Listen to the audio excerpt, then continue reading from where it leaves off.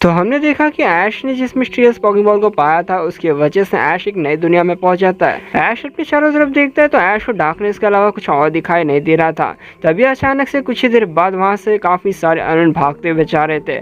ऐश को समझ में नहीं आ रहा था ये अनन किससे डर के भाग रहे। फिर ऐश को ये देखने को मिलता है कि डिएल्गा और पाल्किया किसी पोकेमॉन से लड़ रहे, लेकिन ऐश को उसका चेहरा देखने को नहीं मिलता। ऐश को सिर्फ उसकी लाख कुछ सेल आंखें दिखती है। इसके बाद उसके एक ही हमले से डिएल्गा और पाल्किया दोनों ही खत्म हो जाते हैं। ऐश अपने सामने क्या देख रहा है ऐश को खुद नहीं पता चल रहा है। इतने ताकतवर लेजेंडरी पोकेमॉन को किसी ने एक ही हमले में खत्म कर दिया, और इसके अलावा अब टाइम और स्पेस का क्या होगा। तभी ऐश को ये देखने को मिलता है कि काफी सारे पीछे और भी पोकेमॉन है, लेकिन वो पोकेमॉन इस दुनिया के नहीं है, बल्कि काफी सारे अनोखे और अलग अलग तरह के पोकेमॉन जिन्हें ऐश ने कभी नहीं देखा था। वो पोकेमॉन उस पोकेमॉन के पीछे थे। तभी ऐश को ये देखने को मिलती है कि वहाँ एंट्री होती है आर्शियस की।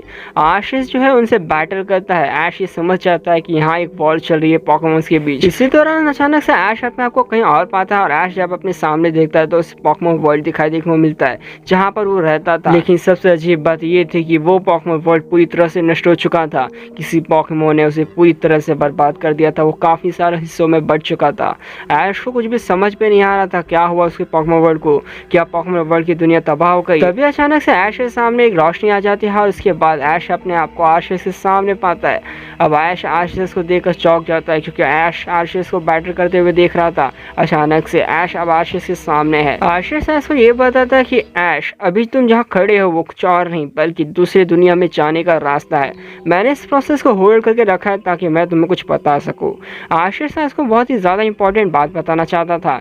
ऐश को कुछ भी समझ में नहीं आ रहा था। ऐश पूछता है ये क्या हो रहा है, और आर्शियस तुम किससे बैटल कर रहे थे, और हमारे पोकेमॉन वर्ल्ड का क्या हुआ। आर्शियस ये बताता है कि तुम इस डार्कनेस को इसलिए देख पा रहे हो क्योंकि उसने टाइम को रोक कर रखा है। जो बैटल ऐश देख रही थी वो अभी की नहीं कई हजार साल पहले की थी, जब पोकेमॉन वर्ल्ड को बनाया गया था। आर्शियस ऐश को पूरी कहानी सुनाता है पोकेमॉन वर्ल्ड की स्टार्ट कैसी हुई थी। आर्शियस ने यह बात बताई कि आर्शियस ने दो ऐसे ताकतवर लेजेंडरी पोकेमॉन को बनाया था जिनका सामना करने की ताकत किसी और लेजेंडरी पोकेमॉन में नहीं है। वो दोनों ही पोकेमॉन एक डार्कनेस और एक लाइट को रिप्रेजेंट करते हैं। दोनों ही पोकेमॉन का रहना इस पोकेमॉन वर्ल्ड में काफी ज्यादा जरूरी है, क्योंकि उनकी वजह से पोकेमॉन वर्ल्ड बैलेंस में है।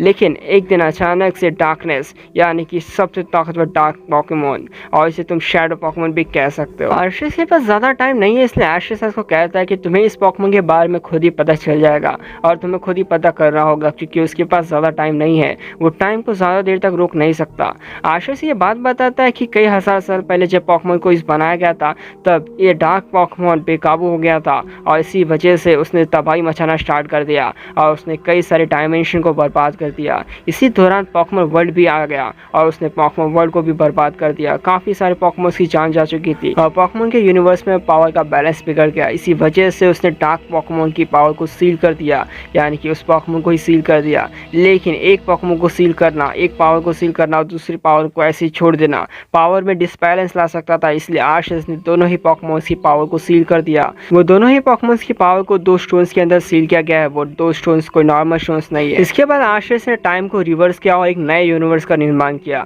जहां पोकेमॉन वर्ल्ड फिर से स्टार्ट हुआ, और फिर से सारे पोकेमॉन को उसने बनाया। आर्शियस ये ऐश को बात बताता है कि जिस यूनिवर्स में, जिस डायमेंशन में वो जा रहा है वो पोकेमॉन वर्ल्ड की तरह ही है, और वहाँ कुछ ऐसे ट्रेनर्स हैं जो कि उन पोकेमॉन को जगाना चाहते हैं। और एक बार अगर वो पोकेमॉन जागे तो तुमने देखा ही किस तरह से इन पोकेमॉन ने कई हजार साल पहले तबाही मचाई थी। इस बार फिर से ऐसा ही होगा। ऐश मैं ये चाहता हूँ कि तुम पोकेमॉन वर्ल्ड को बचाओ, उन पोकेमॉन ट्रेनर्स को रोको, उस पोकेमॉन को फिर से आजाद होने से रोक दो, वरना पोकेमॉन वर्ल्ड को बचाना इम्पॉसिबल हो जाएगा। ये पोकेमॉन वर्ल्ड बिल्कुल ही तुम्हारे पोकेमॉन वर्ल्ड की तरह है, और यहाँ कुछ ऐसे ट्रेनर्स भी है जो तुम्हारी दुनिया से बिलोंग करते हैं। ऐश अब मेरे पास ज्यादा टाइम नहीं है, मैं इस टाइम को और होल्ड नहीं कर सकता।